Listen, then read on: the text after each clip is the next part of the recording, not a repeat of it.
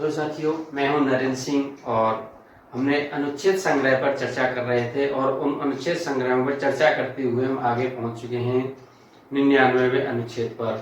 और इससे पहले हमने जो भी चर्चाएं की हैं या जिन पर विचार हमने वीडियो बनाए हैं विचारों पर, तो उन वीडियो को आप जरूर देखें और देख करके उन्हें जब कंटिन्यूअस करेंगे तो आपको ज़्यादा लाभ मिलेगा और बहुत अच्छी तरह से समझ में आएगा।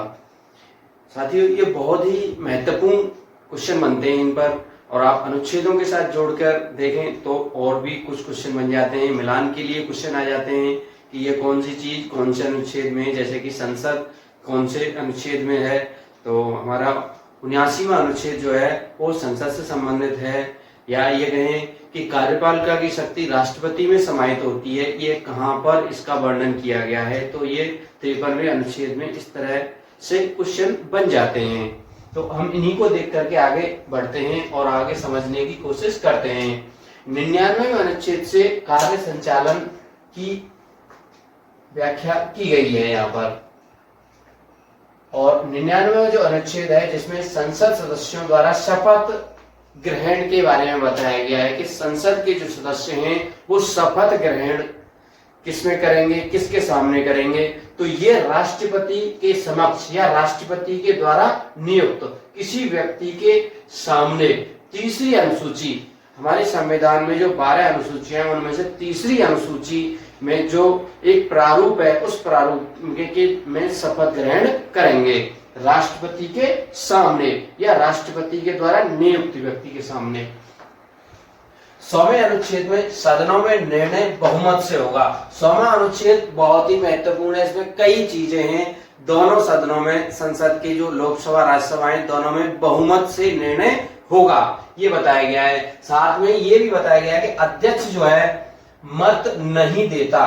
अध्यक्ष क्या है, मत नहीं देगा सामान्य मामले में, लेकिन बाई चांस ऐसी स्थिति आती है कि मत समान है दोनों ओर से, तो उस समय क्या होगा, निर्णायक मत देने का अधिकार होगा और वो प्रयोग अपने मत का प्रयोग करेगा और निर्णायक मत देगा।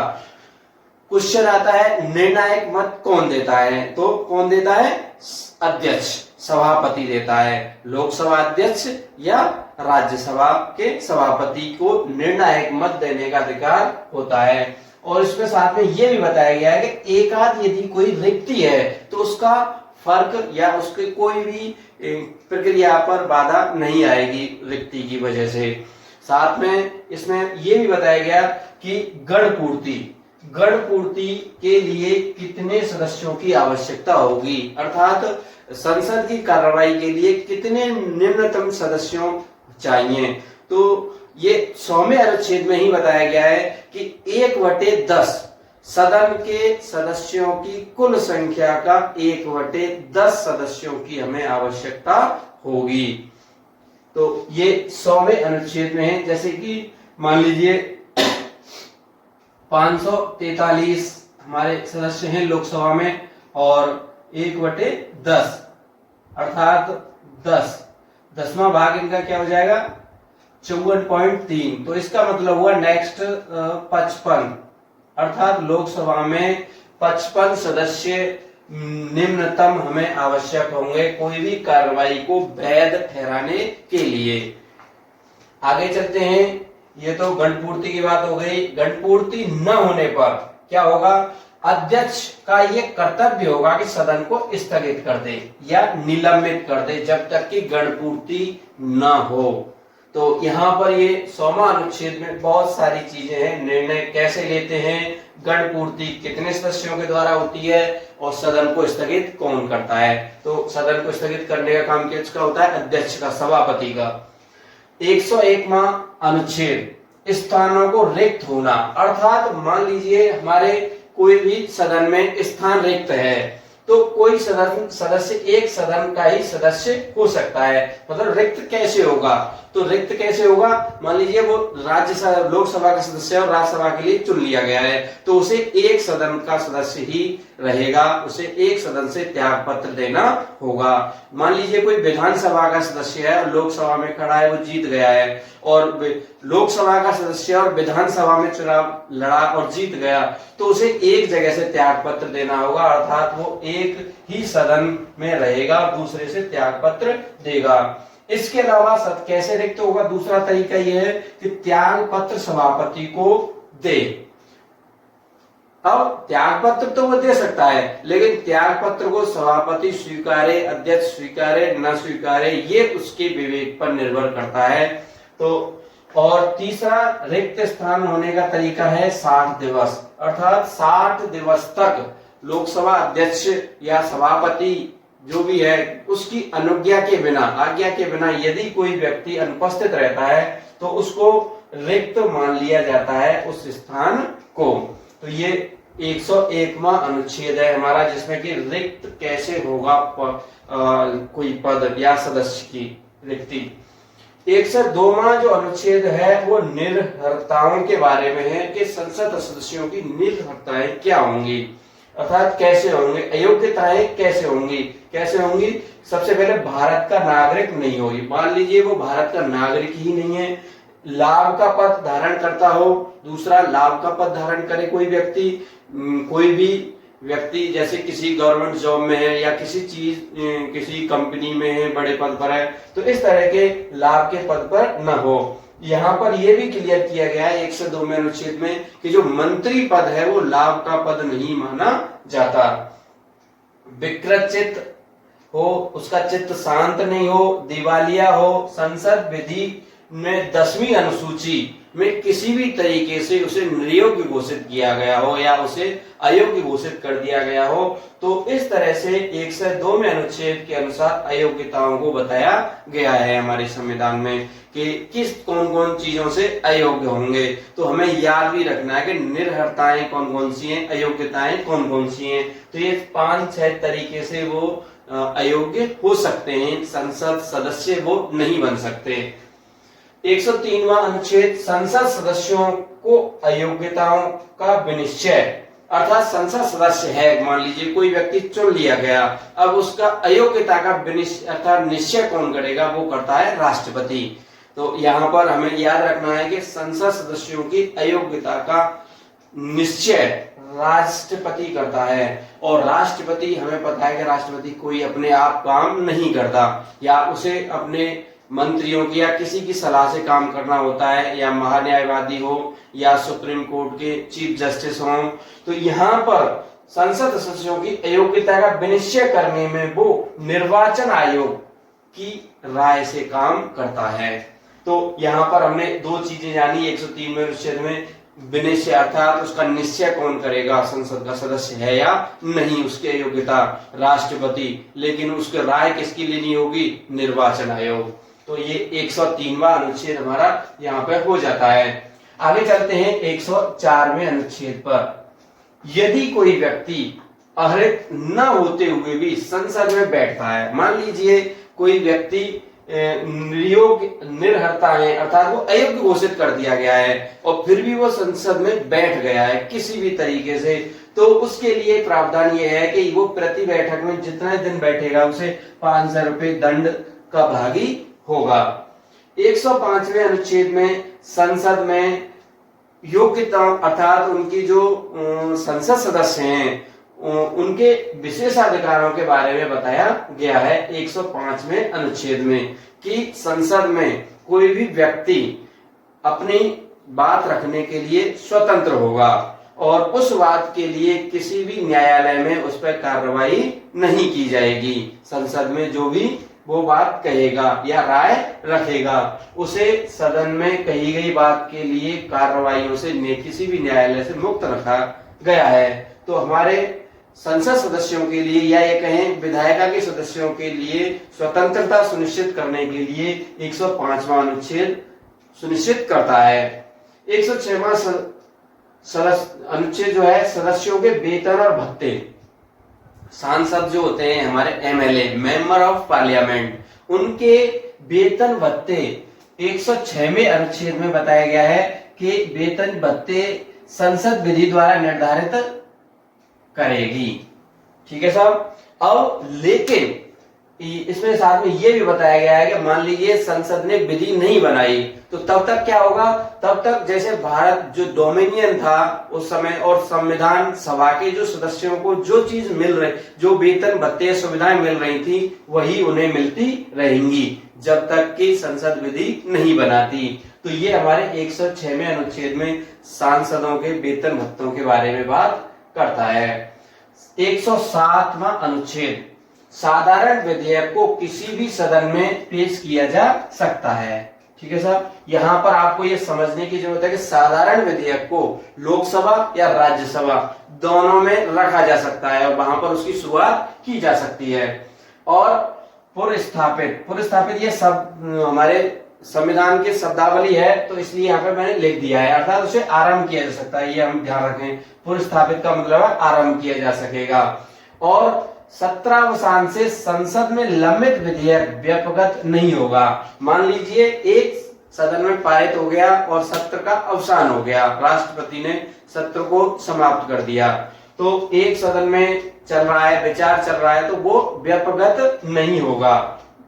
तो व्यापक का मतलब है लैप्स नहीं होगा। 107वां अनुच्छेद साधारण विधेयक के बारे में बात कर रहा है यहाँ पे। 108वां अनुच्छेद, ये संयुक्त बैठक, ये बहुत बार पूछा गया क्वेश्चन है कि संयुक्त बैठक कौन बुलाता है। तो संयुक्त बैठक बुलाने का काम करता है राष्ट्रपति। राष्ट्रपति आहूत करता है दोनों सदनों की बैठक, लेकिन कब करता है, जब दोनों सदन, लोकसभा और राज्यसभा, हमारे दो सदन हैं संसद के, और दोनों सदनों में क्या नहीं बने, सहमति। जब सहमति नहीं बनती तो उस समय राष्ट्रपति संयुक्त बैठक आहूत करता है। और इसके अलावा दूसरा यह है कि बैठक उनमें सहमति नहीं बन रही है और 6 महीने हो गए उनमें, एक सदन में पारित हो गया, दूसरे सदन में पड़ा हुआ है विधेयक, तो ऐसे पर यदि राष्ट्रपति चाहे तो संयुक्त बैठक बुला सकता है 108वें अनुच्छेद के तहत। ठीक है सर जी। आगे चलते हैं।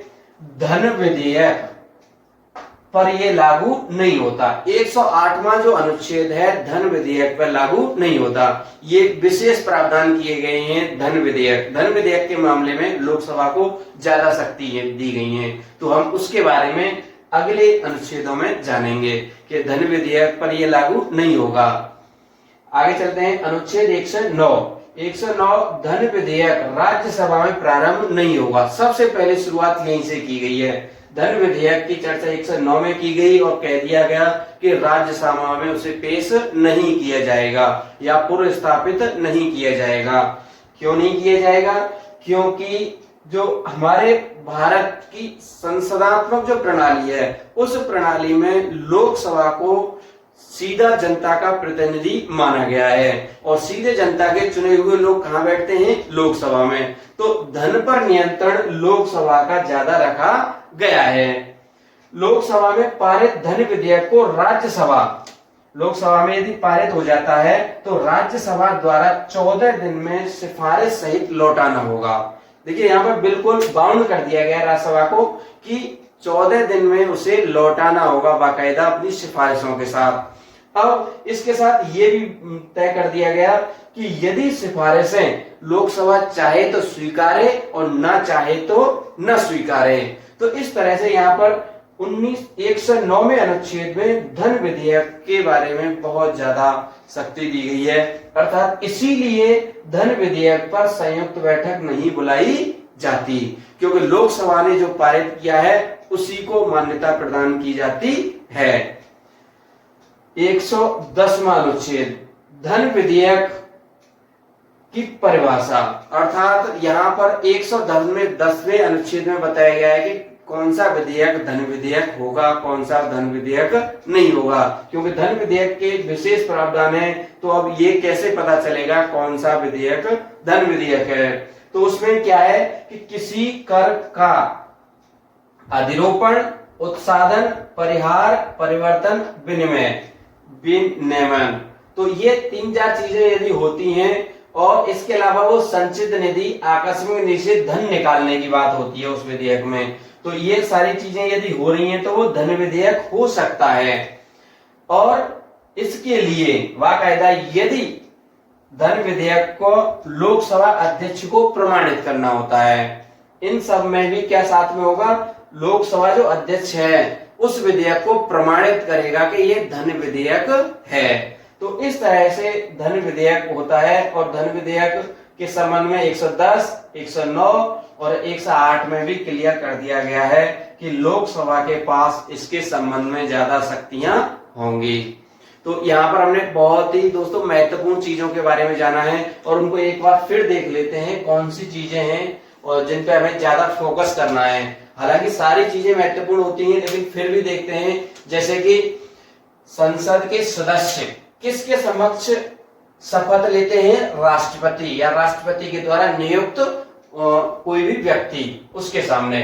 तो 100वें अनुच्छेद में बताया गया है कि निर्णायक मत देने का अधिकार लोकसभा अध्यक्ष या राज्यसभा अध्यक्ष को होगा। और सदन की गण पूर्ति के लिए 1/10 भाग, बार बार क्वेश्चन आते रहते हैं, ये हमेशा आते हैं कि गण पूर्ति के लिए कितने सदस्यों की आवश्यकता होती है। तो किसी भी सदन के दोनों सदनों में से 1/10 सदस्य चाहिए। गण पूर्ति यदि नहीं होती तो लोकसभा या राज्यसभा को अध्यक्ष या सभापति के द्वारा स्थगित किया जाता है, ये उसका कर्तव्य है। 101 में उनके रिक्त होने के बारे में बताया गया है कि सदन का कोई भी व्यक्ति कैसे सदस्य नहीं रहेगा। एक तो वो त्याग पत्र दे दे या 60 दिन तक अनुपस्थित रहे और कोई सदस्य एक सदन का दूसरे सदन में चुन लिया जाए। तो कई तरीके से रिक्त हो सकता है पद। 1 से 2 में अयोग्यताएं बताई गई हैं, अयोग्यताएं। और 103 में ये बताया गया है कि अयोग्यता का निश्चय राष्ट्रपति करेगा और इसमें मदद निर्वाचन आयोग उनकी करेगा। 104 में अनुच्छेद में अरित यदि कोई व्यक्ति बैठ जाता है तो उसमें 500 रुपए का दंड होगा। और 105 में अनुच्छेद में संसद सदस्यों को कुछ शक्तियां दी गई हैं, जैसे कि बोलने की स्वतंत्रता है सदन में और उन्हें बाहर फिर कार्रवाई से मुक्त रखा गया है यदि वो कुछ बोलते हैं तो। और 107वां अनुच्छेद साधारण विधेयक के संबंध में है और साधारण विधेयक किसी भी सदन में पेश किया जा सकता है और 17 अवसान पर विधेयक लंबित व्यपगत नहीं होता, अर्थात लैप्स नहीं होगा। 108वें अनुच्छेद में संयुक्त बैठक की बात की गई है, राष्ट्रपति बुलाएगा संयुक्त बैठक को और ये धन विधेयक पर लागू नहीं होगी। 109वें अनुच्छेद में बताया गया है कि धन विधेयक को राज्यसभा में पेश नहीं किया जाएगा, अर्थात लोकसभा में ही पेश किया जा सकता है। और इसके अलावा ये भी बताया गया है कि राज्यसभा को 14 दिन के अंदर सिफारिशों सहित लौटाना होगा धन विधेयक को, और यदि नहीं लौटाती है राज्यसभा तो उसे उसी रूप में पारित मान लिया जाता है जिस रूप में लोकसभा ने उसे भेजा था। 110वां जो अनुच्छेद है वो धन विधेयक की परिभाषा बताता है कि उसमें कर लगाने, अधिरोपण, उत्साधन, परिहार, परिवर्तन जैसी चीजें हों, संचित निधि से संबंधित हो और उस विधेयक को लोकसभा अध्यक्ष प्रमाणित करे, तब ही उसे धन विधेयक माना जाएगा। अधिरोपण से मतलब होता है लगाना, उत्साधन का मतलब होता है कम करना या समाप्त करना, परिहार का मतलब होता है टालना और परिवर्तन विनियमन तो होता ही है जिसको परिवर्तित किया जाना हो। तो इस तरह की चीजें धन विधेयक के अंदर आती हैं, उनमें क्या हो, लोकसभा अध्यक्ष प्रमाणित करे तभी उस विधेयक को धन विधेयक माना जाएगा। तो इस तरह से आज हमने साथियों 99वें अनुच्छेद से लेकर के 110वें अनुच्छेद तक जानकारी या ये कहें चर्चा की है यहाँ पर, और उनके बारे में एकदम से जानने की कोशिश की। आप एकदम शांत होकर के एक जगह बैठ करके इन वीडियो को देखें और आप उसको जानें। यदि आपको कुछ कमी लगे या समझ में नहीं आए तो आप मेरे कमेंट्स कर सकते हैं और कमेंट्स के द्वारा मेरे व्हाट्सएप नंबर पर आप अपनी कोई भी जानकारी प्राप्त कर सकते हैं। पूरा वीडियो देखने के लिए धन्यवाद। साथियों यदि अच्छा लगे तो लाइक करें और अपने साथियों को शेयर करें। यदि चैनल सब्सक्राइब नहीं किया है तो सब्सक्राइब जरूर करें। Thank you.